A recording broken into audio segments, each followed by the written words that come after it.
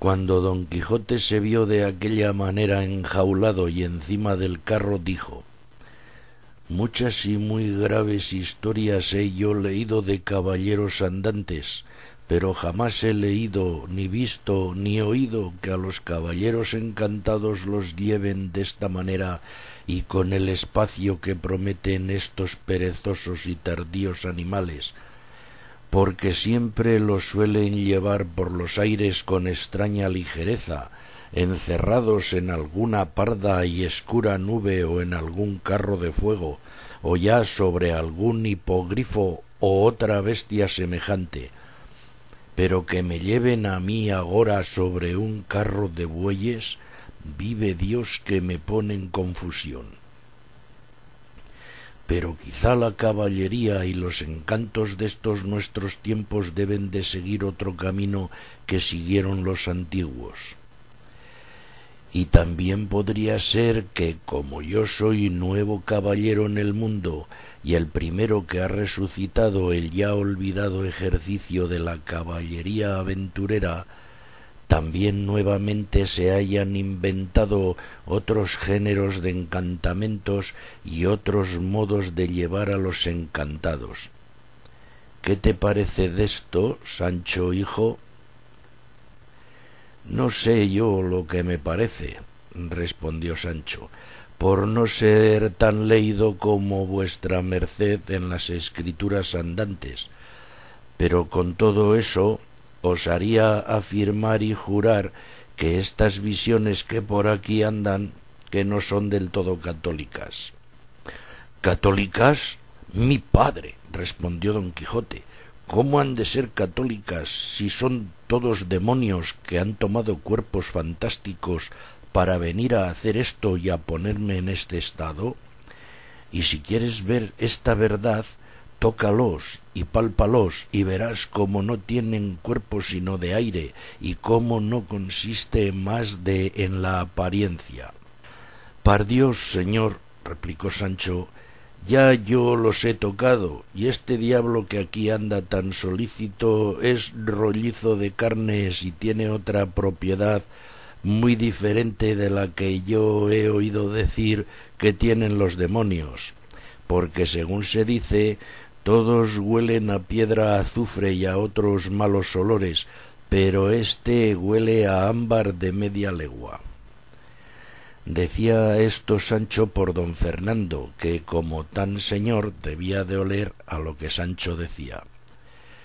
No te maravilles de eso, Sancho amigo, respondió don Quijote, porque te hago saber que los diablos saben mucho, y puesto que traigan olores consigo, ellos no huelen nada porque son espíritus, y si huelen no pueden oler cosas buenas, sino malas y hediondas. Y la razón es que como ellos donde quiera que están traen el infierno consigo y no pueden recebir género de alivio alguno en sus tormentos, y el buen olor sea cosa que deleita y contenta, no es posible que ellos huelan cosa buena. Y si a ti te parece que ese demonio que dices huele a ámbar,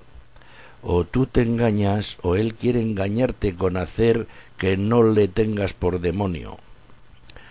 Todos estos coloquios pasaron entre amo y criado, y temiendo don Fernando y Cardenio que Sancho no viniese a caer del todo en la cuenta de su invención, a quien andaba ya muy en los alcances, determinaron de abreviar con la partida, y llamando aparte al ventero le ordenaron que ensillase a Rocinante y enalbardase el jumento de Sancho, el cual lo hizo con mucha presteza.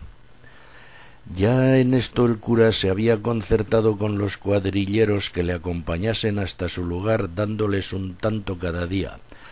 Colgó Cardenio del arzón de la silla de Rocinante del un cabo la adarga y del otro la bacía,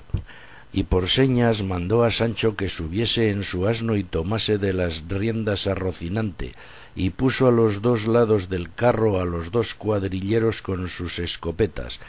Pero antes que se moviese el carro salió la ventera, su hija y Maritornes a despedirse de don Quijote, fingiendo que lloraban de dolor de su desgracia, a quien Don Quijote dijo: «No lloréis, mis buenas señoras, que todas estas desdichas son anexas a los que profesan lo que yo profeso, y si estas calamidades no me acontecieran, no me tuviera yo por famoso caballero andante, porque a los caballeros de poco nombre y fama nunca les suceden semejantes casos, porque no hay en el mundo quien se acuerde dellos. A los valerosos sí, que tienen envidiosos de su virtud y valentía a muchos príncipes y a muchos otros caballeros que procuran por malas vías destruir a los buenos. Pero con todo eso, la virtud es tan poderosa que por sí sola, a pesar de toda la nigromancia que supo su primer inventor Zoroastes, saldrá vencedora de todo trance y dará de sí luz en el mundo como la da el sol en el cielo. Perdonadme, hermosas damas, si algún desaguisado por descuido mío os he fecho, que de voluntad ya sabiendas jamás le di a nadie, y rogad a Dios me saque de estas prisiones donde algún malintencionado encantador me ha puesto, que si de ellas me veo libre no se me caerá de la memoria las mercedes que en este castillo me habedes fecho para gratificallas, servillas y recompensallas como ellas merecen. En tanto que las damas del castillo esto pasaban con Don Quijote, el cura y el barbero se despidieron de don Fernando y sus camaradas y del capitán y de su hermano y todas aquellas contentas señoras, especialmente de Dorotea y Luscinda. Todos se abrazaron y quedaron de darse noticia de sus sucesos, diciendo don Fernando al cura dónde había de escribirle para avisarle en lo que paraba don Quijote,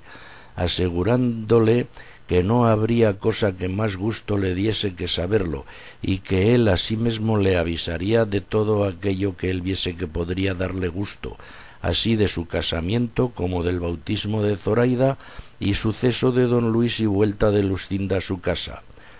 El cura ofreció de hacer cuanto se le mandaba con toda puntualidad. Tornaron a abrazarse otra vez y otra vez tornaron a nuevos ofrecimientos. El ventero se llegó al cura y le dio unos papeles diciéndole que los había hallado en un aforro de la maleta donde se halló la novela del curioso impertinente, y que pues su dueño no había vuelto más por allí, que se los llevase todos, que pues él no sabía leer no los quería. El cura se lo agradeció y abriéndolos luego vio que al principio de lo escrito decía novela de Rinconete y Cortadillo, por donde entendió ser alguna novela y coligió que, pues la del curioso impertinente había sido buena, que también lo sería aquella, pues podría ser fuesen todas de un mesmo autor, y así la guardó con prosupuesto de leerla cuando tuviese comodidad. Subió a caballo y también su amigo el barbero con sus antifaces, porque no fuesen luego conocidos de don Quijote, y pusiéronse a caminar tras el carro. Y la orden que llevaban era esta: iba primero el carro, guiándole su dueño. A los dos lados iban los cuadrilleros, como se ha dicho, con sus escopetas. Seguía luego Sancho Panza sobre su asno, llevando de rienda Rocinante. Detrás de todo esto iban el cura y el barbero sobre sus poderosas mulas, cubiertos los rostros, como se ha dicho, con grave y reposado continente, no caminando más de lo que permitía el paso tardo de los bueyes. Don Quijote iba sentado en la jaula, las manos atadas, tendidos los pies y arrimado a las verjas, con tanto silencio y tanta paciencia como si no fuera hombre de carne, sino estatua de piedra. Y así, con aquel espacio y silencio, caminaron hasta 2 leguas,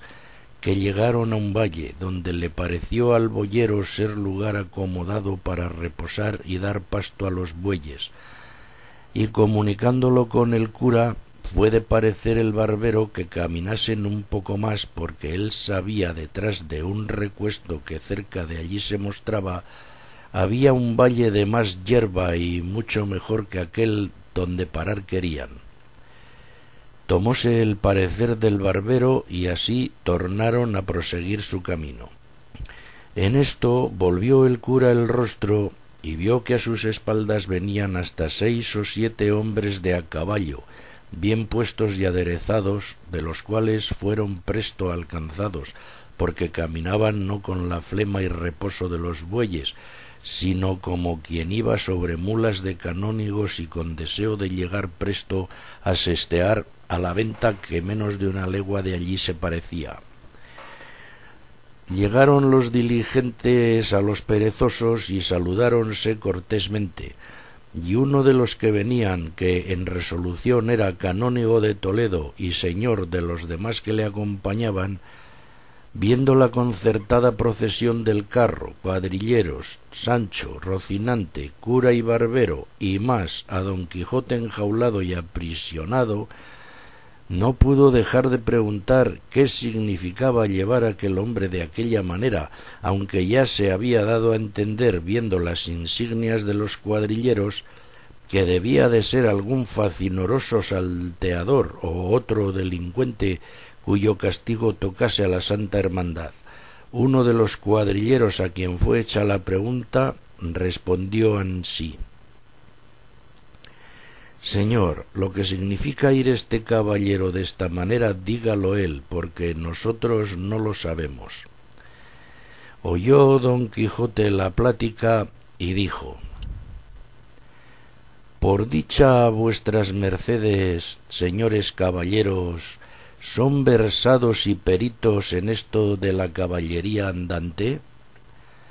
Porque si lo son, comunicaré con ellos mis desgracias, y si no, no hay para qué me canse en decillas. Ya a este tiempo habían llegado el cura y el barbero, viendo que los caminantes estaban en pláticas con don Quijote de la Mancha, para responder de modo que no fuese descubierto su artificio. El canónigo, a lo que don Quijote dijo, respondió: En verdad, hermano, que sé más de libros de caballerías que de las súmulas de Villalpando, ansí que si no está más que en esto, seguramente podéis comunicar conmigo lo que quisiéredes. A la mano de Dios, replicó don Quijote. Pues así es, quiero, señor caballero, que sepades que yo voy encantado en esta jaula por envidia y fraude de malos encantadores, que la virtud más es perseguida de los malos que amada de los buenos. Caballero andante soy, y no de aquellos de cuyos nombres jamás la fama se acordó para eternizarlos en su memoria, sino de aquellos que, a despecho y pesar de la mesma envidia y de cuantos magos crió Persia, Brazmanes la India, ginosofistas la Etiopía, ha de poner su nombre en el templo de la inmortalidad, para que sirva de ejemplo y dechado en los venideros siglos, donde los caballeros andantes vean los pasos que han de seguir si quisieren llegar a la cumbre y alteza honrosa de las armas. Dice verdad el señor don Quijote de la Mancha, dijo a esta sazón el cura, que él va encantado en esta carreta no por sus culpas y pecados, sino por la mala intención de aquellos a quien la virtud enfada y la valentía enoja. Este es, señor, el caballero de la triste figura, si ya le oístes nombrar en algún tiempo, cuyas valerosas hazañas y grandes hechos serán escritas en bronces duros y en eternos mármoles, por más que se canse la envidia en escurecerlos y la malicia en ocultarlos. Cuando el canónigo oyó hablar al preso y al libre en semejante estilo, estuvo por hacerse la cruz de admirado, y no podía saber lo que le había acontecido, y en la mesma admiración cayeron todos los que con él venían.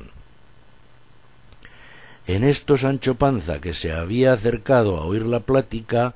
para adobarlo todo, dijo: Ahora, señores, quiéranme bien o quiéranme mal por lo que dijere, el caso de ello es que así va encantado mi señor Don Quijote como mi madre. Él tiene su entero juicio, él come y bebe y hace sus necesidades como los demás hombres y como las hacía ayer antes que le enjaulasen. Siendo esto ansí, ¿cómo quieren hacerme a mí entender que va encantado? Pues yo he oído decir a muchas personas que los encantados ni comen, ni duermen, ni hablan, y mi amo, si no le van a la mano, hablará más que 30 procuradores.